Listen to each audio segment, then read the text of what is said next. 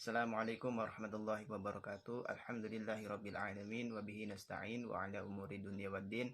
Wassalatu wassalamu ala asrofil anbiya'i wal mursalin wa ala alihi wa sahbihi ajmain, amma ba'du. Kepada yang terhormat Bapak Hafizul Abdi MH sebagai dosen pengampu mata kuliah Ilmu Falak 2 di kelas HKIB semester 6. Kami dari kelompok 4 di sini kami akan memaparkan materi mengenai sejarah ilmu falak dan tokoh-tokoh ilmu falak dunia maupun yang ada di Indonesia. Saya Aziz Yuda Putra sebagai moderator dengan ditemani teman saya. Nah, langsung masuk ke dalam materi agar mempersingkat waktu kepada pemateri pertama yang akan disampaikan oleh saudara Riko. Kepadanya saya persilakan. Di sini saya akan memaparkan apa pengertian dari falak. Jadi menurut ilmu pengetahuan, falak itu adalah suatu ilmu yang mempelajari tentang penentuan ibadah, contohnya seperti Ramadan, puasa dan lain sebagainya. Jadi ilmu falak itu didefinisikan bahwasannya tentang mempelajari tentang bintang-bintang, matahari, bulan dan lain sebagainya untuk menentukan waktu-waktu ibadah. Seperti yang saya ucapkan tadi, Ramadan, Idul Fitri, Idul Adha. Nah, mungkin itu saja pengertian yang bisa saya sampaikan. Lebih dan kurangnya saya mohon maaf pada Allah Subhanahu. Saya akhiri. Wassalamualaikum warahmatullahi wabarakatuh. Baik, terima kasih kepada saudara Riko yang telah menyampaikan dan memaparkan materi yang telah dijelaskannya. Untuk pemaparan materi selanjutnya yang akan disampaikan oleh saudari Febi, kepadanya saya persilahkan untuk memaparkan materinya. Baik teman-teman, di sini saya akan menjelaskan materi tentang tokoh-tokoh ilmu falak sebelum Islam. Nama-nama tokoh falak yang pertama yaitu ada Aristoteles pada tahun 384 sebelum Masehi. Aristoteles lahir di Tragia semenanjung Kalkidike di Tracia atau Balkan pada tahun 384 sebelum Masehi dan meninggal di Kalkis pada tahun 322 sebelum Masehi. Ayahnya bernama Makhwan, seorang dokter yang bekerja pada istana Raja Makedonia Amitas. Sejak kecil, Aristoteles senang dengan ilmu alam dan ia mendapat bimbingan belajar dari bapaknya sampai berusia 18 tahun. Setelah ayahnya meninggal, ia pergi ke Athena dan belajar dengan Plato di akademia selama 20 tahun. Ia adalah seorang ilmuwan dan filosof yang tersohor di zamannya. Bahkan hingga sekarang, Aristoteles orang pintar dari Yunani dan dikagumi oleh masyarakat baik semasa ia hidup maupun setelah ia meninggal. Yang kedua ada Thales. Pada tahun 625 sampai 545 sebelum Masehi, tanggal lahir dan wafatnya tidak diketahui secara pasti. Namun banyak orang yang memperkirakannya ia hidup antara tahun 625 sampai 545 sebelum Masehi. Thales termasuk orang pandai yang 7 yang kesohor di Yunani. 6 orang selainnya ada Solon, Bias, Pitakos, Silon, Periandos, dan Kelbulos. Thales adalah seorang saudagar yang sering berlayar ke Mesir, seorang politikus yang terkenal dan seorang ahli astronomi atau ilmu bintang. Thales mempergunakan kepintarannya sebagai ahli nujum. Pada suatu, ia diminta meramal gerhana dan ramalannya tepat, yaitu gerhana matahari yang terjadi tahun 585 sebelum Masehi. Thales seorang filosof yang mengatakan bahwa semua berasal dari air dan kembali ke air. Yang keempat ada Aristarchus, yaitu pada tahun 300 sebelum Masehi. Aristarchus adalah seorang ilmuwan yang menggeluti ilmu falak atau astronomi. Ia melakukan penelitian dengan mengukur jarak bumi ke bulan dan jarak bumi ke matahari. Kesimpulan hasil penelitiannya itu menyebutkan bahwa jarak bumi ke matahari lebih jauh dibandingkan jarak bumi ke bulan. Aristarchus berpendapat bahwa matahari sebagai pusat alam semesta, namun pendapatnya tidak mendapat dukungan karena tidak ada bukti yang kuat untuk mendukung pendapatnya. Yang kelima ada Hipparchus pada tahun 190 sebelum Masehi. Hipparchus adalah seorang ilmuwan yang mendalami ilmu astronomi. Dari pendahulunya, teori yang dibuatnya adalah matahari dan bulan beredar. Teori ini dibuatnya berdasarkan hasil penelitiannya yang dilakukan secara teliti sehingga mendapatkan data yang akurat. Teori yang dibuatnya itu menjadi landasan lahirnya teori geosentris. Baik, terima kasih kepada Saudari Feby yang telah memaparkan materinya. Adapun untuk pemaparan materi selanjutnya yang akan disampaikan oleh saya sendiri mengenai tokoh-tokoh ilmu falak pada masa Islam. Adapun tokoh falak yang pertama pada masa Islam yang kita kenal yaitu Abu Ja'far Muhammad ibnu Musa al-Khwarizmi atau yang biasa dipanggil al-Khwarizmi. Al-Khwarizmi ini lahir pada tahun 780 Masehi di Al-Khwarizmi, sebuah kota kecil di Oxus, Uzbekistan. Dan beliau juga meninggal pada tahun 850 Masehi. Ia adalah seorang ilmuwan berkebangsaan Arab besar. Setiap generasi di berbagai daerah ini selalu merujuk kepada pemikirannya seorang Al-Khwarizmi ini. Beliau ini selain ahli aljabar dan algoritma, beliau juga ini ahli dalam bidang astronomi atau ilmu falak. Dalam bidang sains astronomi, karya-karya yang terkenalnya yaitu salah satunya yang berjudul Al-Tarikh tentang ilmu falak, yang kedua yaitu kitab Istikhraj Tarikh Al-Yahudi tentang ilmu falak juga. Kemudian kitab Al-Mukhtasar fi Hisab Al-Jabar wa Muqabalah, kitab falak dan Al-Jabar. Dan beliau ini juga membuat tabel tentang ilmu perbintangan. Yang kedua yaitu ada Abu Abbas bin Muhammad bin Katsir Al-Faraghani. Beliau ini lahir pada 813 dan meninggal pada tahun 881 Masehi.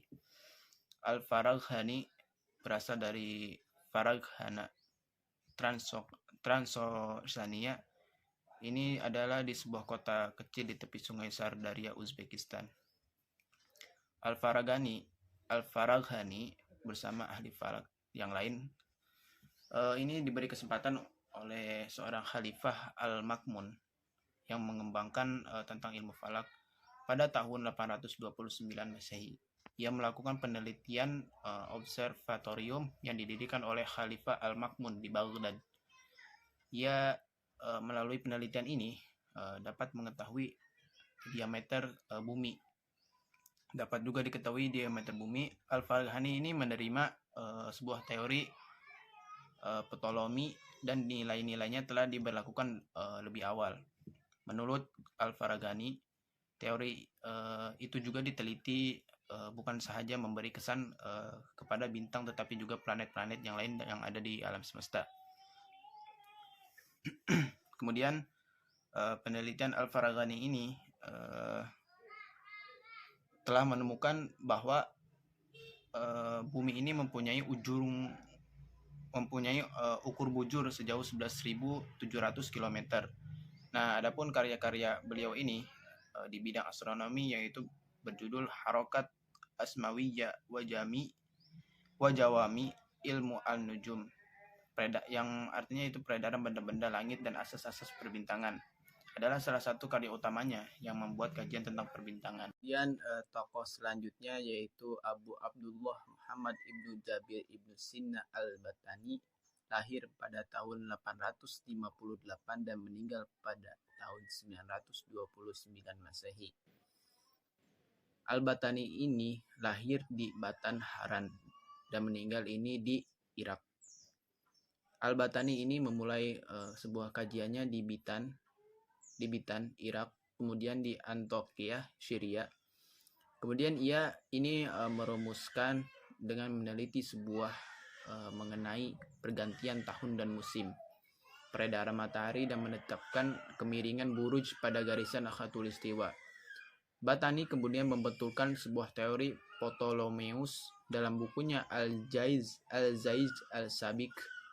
Bukunya terdiri dari muqaddimah dan 57 bagian tentang cara-cara perhitungan, sifat buruj, kadar miring bintang dan permasalahannya, beberapa jenis takwim, lama masa dalam 1 tahun, kemudian alat-alat astronomi dan cara menggunakannya. Al-Batani juga menciptakan sebuah alat yaitu teropong bintang dan menetapkan tentang letak bintang. Adapun karyanya nih yang paling terkenal yaitu Kitab Ma'rifat Matla'i al-Buruj Baina Arbi al-Falak. Buku ini membicarakan tentang perbintangan. Kemudian ada Al-Zawjus li Batani Alamanak versi Batani dan Kitab Al-Jiz. Kemudian tokoh yang keempat yaitu Abu Al-Qasim Ahmad ibnu Abdullah ibnu Umar Al-Ghafiqi Al-Andalus ibnu Safar, wafat pada tahun 1070 Masehi. Ibnu Safar ini berkebangsaan Spanyol dan menetap di Cordova. Ibnu Safar ini sangat terkenal dalam bidang ilmu falak astronomi. Ia menjadi sangat terkenal karena kemampuannya yang telah menciptakan tabel astronomi dengan metode perhitungan Hindu kuno. Selain membuat tabel astronomi, Ibnu Safar juga menulis sebuah risalah penggunaan astrolabe. Astrolabe adalah sebuah alat kuno yang dibuat oleh ahli-ahli falak Arab. Alat ini digunakan untuk mengukur kedudukan benda langit pada bola langit. Karya Ibnu Safar sendiri yang diterjemahkan ke dalam bahasa Prancis, Italia, dan Arab dan dijadikan pedoman oleh ilmuwan astronomi di berbagai dunia.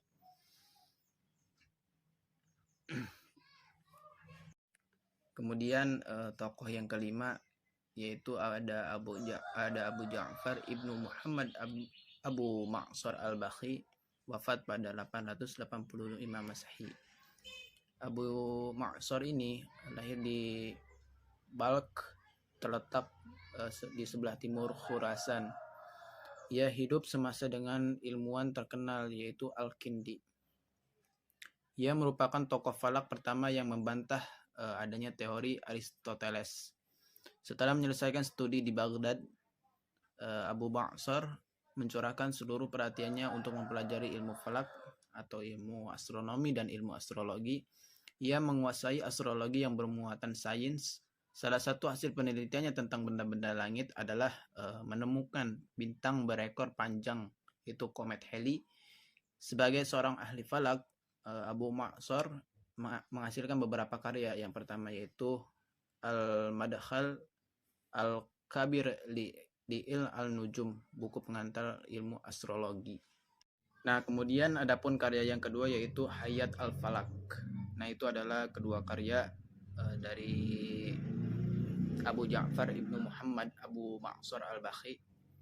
Nah, mungkin itu adalah pemaparan materi yang bisa saya sampaikan. Untuk pemaparan materi selanjutnya yaitu akan disampaikan oleh Baik, selanjutnya yaitu tentang Pythagoras. Pythagoras ini lahir sekitar tahun 580 sebelum Masehi di Samos. Kemudian pada tahun 583 sebelum Masehi, ia menetap di kota Kroton. Di daerah tersebut dibangun sebuah perkampungan agama yang disebut dengan kaum Pythagoras. Sebenarnya Pythagoras ini terpengaruh oleh ajaran mistik yang berkembang di Yunani. Menurut Pythagoras, angka 1 itu genap, tetapi juga ganjil. Angka 1 sebenarnya 1 sampai 10 dan terhitung selanjutnya hanya merupakan pengulangan saja. Ia berpendapat bahwa planet Venus pada waktu senja dan pada waktu fajar yang sama. Mungkin sekian kurang. Terima kasih kepada Saudari Rahma yang telah memaparkan materinya. Kemudian untuk pemaparan materi selanjutnya yaitu yang akan disampaikan oleh Fuzi Ayu. Kepadanya saya persilahkan. Baik, terima kasih kepada moderator. Di sini saya akan menjelaskan tokoh-tokoh astronom di Eropa. Yang ke-1 ada Nicolaus Copernicus pada tahun 1473 sampai 1543 Masehi. Copernicus ini adalah seorang ahli falak modern dari Polandia. Salah satu teorinya ini adalah menentang sistem geosentris yang dicetuskan oleh Ptolemus. Menurutnya, bumi ini bukanlah pusat alam semesta sebagaimana pandangan umum pada masa itu, melainkan bumi ini mengitari matahari seperti planet lainnya. Keberaniannya ini membantah teori Ptolemus ini dituangkan dalam bukunya yang berjudul Perkisaran Bola-Bola Angkasa yang terbit di tahun wafatnya. Teori ini juga lebih memudahkan penjelasan tentang gerakan planet sesuai pengamatan dan didukung oleh Galileo karena sesuai dengan kenyataan. Menurut Kopernikus bahwa matahari sebagai pusat dari suatu sistem peredaran benda-benda langit, bulan, dan bintang-bintang yang dikenal dengan sistem heliosentris. Yang kedua ada Galileo Galilei pada tahun 1564 sampai 1642 Masehi. Galileo ini menyusun teori tentang gerak-gerak benda langit, membuat teleskop yang dapat dengan jelas melihat permukaan bulan, matahari, planet Saturnus, dan planet Jupiter. Nah, ia itu sependapat dengan Kopernikus bahwa matahari adalah pusat dari suatu sistem peredaran benda-benda langit, atau bisa disebut dengan heliosentris. Yang ketiga ada Johannes Kepler pada tahun 1571 sampai 1630 Masehi. Nah, Kepler ini berkebangsaan Jerman. Ia ini selalu mengadakan penelitian benda-benda langit, dan ia itu menyempurnakan dan memperluas pemikiran falak. Kopernikus, teori-teorinya ini yang digunakan dilandasi matematik yang kokoh, dan pemikiran penting Kepler ini yang dijadikan landasan dalam ilmu falak. Lintasan planet menyerupai elips dengan matahari pada salah satu titik matahari. Dan yang keempat ada Edmund Halley, di mana Edmund Halley ini lahir di Hagerstown, Shoreditch pada 8 November 1656 dan wafat di Greenwich pada tanggal 14 Januari 1742. Nah, ia adalah penemu komet Halley yang di mana ia adalah seorang astronom dan geofisikawan, meteorolog, fisikawan, dan matematikawan di Inggris. Nah, Edmund Halley ini dikenal karena telah memperkirakan kedatangan sebuah komet yang akan datang tiap 76 tahun sekali, dan komet itu dinamai menurut namanya. Dan yang kelima ada James Bartley pada Maret 1693 sampai 13 Juli 1762. Pada tahun 1722, Bartley ini mengukur diameter Venus dengan teleskop udara besar dengan panjang fokus objektif dari 212,665 meter. Penemuan Bartley ini dari penyimpangan cahaya dibuat ketika mencoba untuk mendeteksi parakas bintang. Cukup sekian dari saya kembalikan kepada moderator. Terima kasih atas pemaparan materi yang telah disampaikan oleh saudari Fuji. Adapun untuk pemaparan materi selanjutnya yaitu yang akan disampaikan oleh saudari Lisa, kepadanya saya persilahkan. Baik, selanjutnya di sini saya akan menjelaskan tokoh-tokoh ilmu falak Malaysia dan Brunei. Yang pertama yaitu ada Abdul Ghani bin Soleh pada tahun 1929 Masehi sampai dengan 1348 Hijriah. Kemampuannya dalam ilmu falak membuatnya sering diundang ke berbagai negara, yaitu ke Brunei, Thailand, dan Singapura untuk mengajar ilmu falak di sana. Selain itu, ia juga belajar ilmu falak dari tokoh-tokoh Indonesia. Karyanya yang sangat terkenal dalam bidang ilmu falak yaitu Takwim Istilah 10 Hijriah ke 1500 Hijriah dan Masehi. Yang kedua yaitu ada Abdullah Fahim. Salah satu jasa Abdullah Fahim yang tidak dilupakan rakyat Malaysia adalah menentukan tanggal kemerdekaan negara Malaysia pada tanggal 31 Agustus 1957. Kemudian yang ketiga ada Abdurrahman bin Husain. Ia seorang ahli falak terkenal di Malaysia yang berasal dari Kelantan. Ia sangat berjasa dalam membentuk dan mengembangkan persatuan falak syar'i di Malaysia. Ia juga aktif dalam bidang menulis. Di antara karya dalam bidang ilmu falaknya yaitu adalah Ilmu Falak Menjelang Alaf Baru pada tahun 1997 dan masih banyak lagi karyanya. Kemudian yang keempat yaitu ada Baharudin bin Ismail. Baharudin bin Ismail ini merupakan seorang ahli falak yang lahir di Melaka, Malaysia. Di antara karyanya di bidang ilmu falak yaitu ilmu falak, teori, praktek, dan perhitungan, serta kriteria kenampakan anak bulan di Malaysia. Yang kelima yaitu ada Muhammad Ilyas. Ia lahir di India dan menetap di Malaysia. Ia salah seorang penggagas kalender Islam internasional. Muhammad Ilyas juga merupakan seorang guru besar sains pada Universitas Sains di Malaysia. Salah satu gagasan pikirannya ialah konsep garis bulan antarbangsa atau International Lunar Deadline. Menurutnya, kalender Islam tidak semata-mata personal sains yang terkait dengan ibadah, tetapi juga perlu melibatkan kekuatan politik. Kemudian di antara karyanya yaitu ada International Islamic Calendar of the Asia Pacific Region, Astronomy of Islamic Calendar, dan yang terakhir yaitu Islamic Astronomy and Science Development. Kemudian selanjutnya saya kembalikan kepada moderator. Terima kasih kepada Saudari Lisa yang telah memaparkan materinya. Adapun untuk pemaparan materi selanjutnya yaitu yang akan disampaikan oleh Saudari Ranti, kepadanya saya persilahkan. Baik, kita masuk ke materi selanjutnya yaitu tokoh-tokoh ilmu falak yang berasal dari Indonesia. Yang pertama yang akan kita bahas adalah Ahmad Khatib dari Minangkabau. Ahmad Khatib ini lahir di Bukit Tinggi, Sumatera Barat pada tahun 1860 Masehi atau sama dengan 1276 Hijriah. Ahmad Khatib ini merupakan ahli fikih dan ilmu falak, juga beliau merupakan seorang ulama besar dari Minangkabau yang menetap di kota Mekah.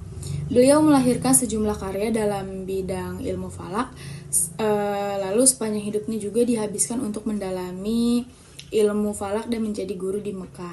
Tetapi hubungannya dengan tanah kelahirannya terjalin sangat baik dengan melalui orang-orang yang menunaikan ibadah haji atau orang-orang yang belajar kepadanya.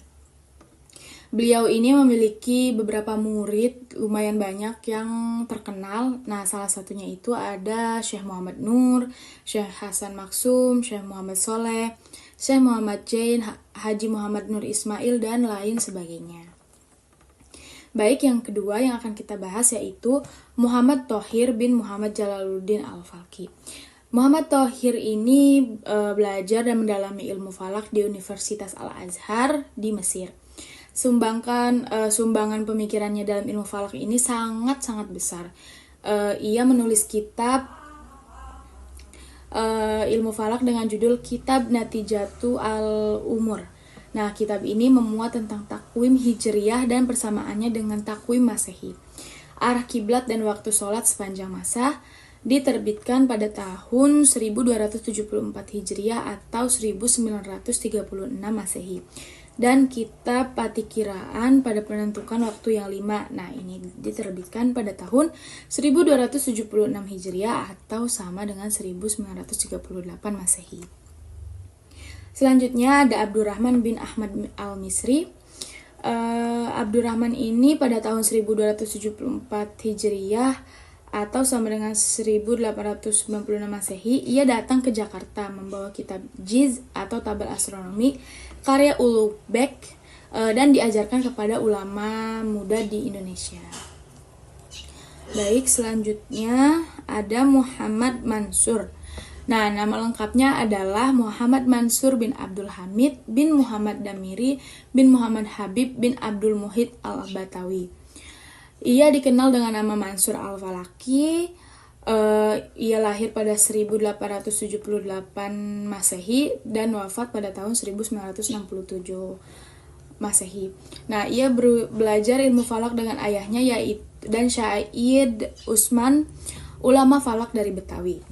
Kemudian ia meneruskan belajar ilmu falak dengan Abdurrahman Al-Misri selama 4 tahun di Mekah. Mansur Al-Falaki ini menulis kitab falak dengan judul Sulamul Al-Nayyirain fi Ma'rifati Ijtima wal Kusufaini. Isi kitabnya yaitu dibagi kepada 3 bagian. Yang pertama memuat perhitungan ijtima, irtifak hilal, posisi hilal dan umur hilal. Nah, yang kedua ada memuat perhitungan gerhana, dan yang ketiga memuat perhitungan tentang gerhana matahari. Nah, yang kelima ada Muhammad Muhajirin Amsar Al-Dari, yaitu ia dilahirkan di Kampung Baru, sebuah daerah di pinggir kota Jakarta pada tahun 1924 November, tanggal 10 November, dan wafat pada tanggal 31 Januari tahun 2003. Pendidikannya diperoleh melalui jenjang formal dan non-formal. Jenjang formal ini diperoleh dari Al-Ulum Al-Diniyah Mekah Al-Mukarramah dari tahun 1949 sampai dengan tahun 1955. Sumbangan pemikirannya ini yang paling berharga dalam ilmu falak adalah di bidang ruqyat. Nah, ia membuat teknologi dan tempat untuk ruqyatul hilal sendiri untuk melihat penampakan hilal. Sesaat setelah matahari terbenam sebagai tanda dimulainya hari pertama dari bulan-bulan kalender Hijriyah, khususnya untuk menentukan awal Ramadan, Syawal, dan juga Zulhijjah. Ia ini seorang ahli falak yang melakukan ruqyatul hilal selama bertahun-tahun di tempat di Menara Masjid Al-Husna, Cakung, Jakarta Timur. Hasil ruqyatul hilal dari Cakung ini dijadikan sebagai salah satu sumber data dalam sidang isbat untuk menetapkan awal Ramadan, Syawal, dan Zulhijjah. Selain itu, Menara Masjid Al-Husna Cakung dijadikan sebagai salah satu observasi bulan yang ada di Indonesia. Terima kasih kepada Saudari Ranti yang telah memaparkan materinya. Adapun pemaparan materi selanjutnya yaitu yang akan disampaikan oleh Saudara Syahrul. Kepadanya saya persilahkan. Terima kasih kepada moderator yang telah mempersilahkan kepada saya untuk mempresentasikan sebuah materi. Di sini saya akan menjelaskan materi tentang urgensi ilmu falak. Dalam aspek sejarah bahwa ilmu falak memiliki mata rantai sejarah yang panjang, berkesinambungan dan dinamis. Munculnya ilmu falak di berbagai negara sebagai respon terhadap problem sosial pada waktu itu. Jika ulama dahulu mampu menciptakan ilmu falak secara sistematis dan ilmiah, maka kita sekarang ini juga harus mampu mengembangkan bukan sebagai pemakai user teori-teori yang hasil kerja keras dari ulama-ulama terdahulu. Sedangkan aspek fungsi keagamaan bahwa ilmu falak sebagai sarana untuk melakukan ibadah kepada Allah Subhanahu wa taala dengan benar. Sarana sama kedudukannya dengan suatu tujuan dalam kaidah fikih, yaitu lil al-wasail hub al-maqasid. Ilmu falak sejak dikenal manusia sebagai salah satu ilmu penting bagi kehidupan manusia di muka bumi, terus mengalami perkembangan dan kemajuan. Ilmu ini tidak hanya diperlukan oleh orang Islam saja, tetapi juga diperlukan oleh setiap manusia karena kajiannya terkait dengan perbedaan planet yang menyebabkan terjadinya perubahan. Ya, tadi terkait dengan peredaran planet, ya, bukan perbedaan, yaitu dengan peredaran planet yang menyebabkan terjadinya perubahan dan pergantian keadaan di bumi. Umpamanya dari malam berubah menjadi siang atau dari musim panas berubah menjadi musim dingin. Perubahan itu ada hubungannya dengan aktivitas kehidupan masyarakat. Oleh karena itu, ilmu mempunyai arti yang sangat penting diperlukan oleh manusia sepanjang masa dan zaman. Dari pernyataan yang sudah saya nyatakan tadi, bahwasanya ilmu falak ini sangat berpengaruh kepada kehidupan manusia. Bahwasanya ilmu ini sudah ada sejak zaman dulu, ya, sebelum ada zaman Nabi Muhammad. Bahwasanya orang-orang terdahulu itu mengalami atau memantau pergerakan benda-benda luar angkasa, benda planet itu untuk menentukan kapan waktu ibadah mereka, yaitu penyembahan terhadap dewa-dewa pada zaman itu. Ini adalah cikal bakal dalam aspek keagamaan, yaitu bermanfaat untuk dalam segi keagamaan, yaitu menyembah dewa-dewa. Ini di luar Islam. Akan tetapi munculnya dan setelah berkembangnya di masa Rasulullah SAW, bahwasanya ilmu falak ini sangat lebih dikembangkan lagi, yang sangat pesat, yaitu untuk penentuan arah kiblat dan juga menentukan waktu sholat, dan juga menentukan waktu awal bulan Ramadan, dan juga menentukan kapan akan terjadinya gerhana matahari dan juga gerhana bulan. Oleh karena itu, seiring berkembangnya waktu juga terlahirlah ulama-ulama yang sudah dijelaskan dari materi-materi sebelumnya. Nah, kedatangannya juga menjadi salah satu dampak yang baik terhadap manusia yang digunakan oleh manusia zaman sekarang ataupun yang akan datang, bahwasanya ini adalah salah satu ilmu yang untuk digunakan yang sangat bermanfaat kepada kehidupan manusia dalam beragama. Contohnya tadi yang sudah dijelaskan, itu untuk menentukan waktu sholat, menentukan arah kiblat, dan juga menentukan satu Ramadan dan lain sebagainya.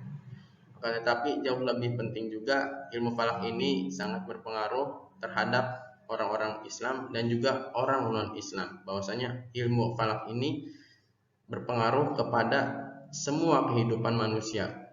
Kok bisa dengan sangat berpengaruh kepada manusia? Iya, bahwasanya tadi itu adalah ilmu falak juga meneliti peredaran planet-planet yang menyebabkan perubahan dan pergantian keadaan di bumi. Contohnya yang tadi yang siang menjadi malam ataupun musim dingin berubah menjadi panas ya. Bahwasanya ataupun panas menjadi siang, panas menjadi dingin maksudnya.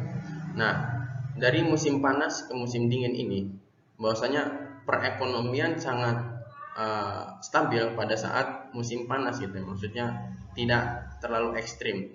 Nah, akan tetapi ketika ilmu ini meneliti kapan akan terjadinya suatu permasalahan yang sangat berpengaruh terhadap perekonomian, yaitu jika terjadi suatu musim dingin yang sangat ekstrim, maka perekonomian akan tidak stabil. Nah, ini adalah salah satu untuk mencegah bagaimana masyarakat untuk memberikan untuk menjaga-jaga kestabilan dalam perekonomiannya. Ini adalah salah satu contoh kecil untuk dalam segi ekonomi kemasyarakatan yang sangat luas gitu ya. Bahwasanya ilmu ini adalah untuk meneliti dan juga mengembangkan pengetahuannya terhadap suatu yang akan datang, untuk memprediksi dan juga mengamati benda-benda langit. Mungkin itu saja dari saya. Wabillahi taufiq wal hidayah. Wassalamualaikum warahmatullahi wabarakatuh. Baik, terima kasih kepada saudara Syahrul sebagai pemateri terakhir atau sebagai pemateri penutup dari pemaparan materi mengenai sejarah ilmu falak dan tokoh-tokoh ilmu falak dunia dan di Indonesia. Mungkin itu adalah pemaparan materi yang bisa kami sampaikan dari kelompok 4. Kurang lebihnya mohon maaf. Wabillahi taufiq wal hidayah. Wassalamualaikum warahmatullahi wabarakatuh.